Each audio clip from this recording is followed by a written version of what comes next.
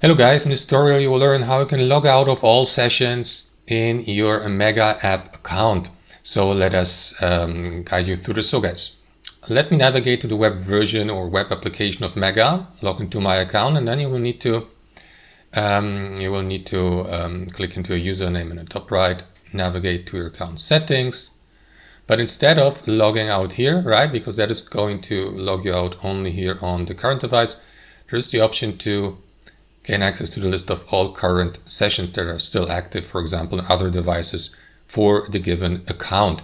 So if you'd like to log out of these, you will need to navigate to the security tab here on the left-hand side, click into session history, and you will see all current sessions ongoing here listed, for example, with the country and the recent activity and the session status. So you will need to click into logout here for each one of these entries, right? So you can also go with filter by last 100 sessions, 250 sessions. So if you're for a longer time user here on the Mega app, so yeah, you will need to go through that list. As you can see, there's no logout out of all sessions button, so you need to do this.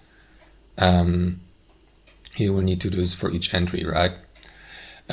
Alternatively, guys, you can also decide to delete all local metadata for the given device, but you have to do this on the given device when logging out. But you will need to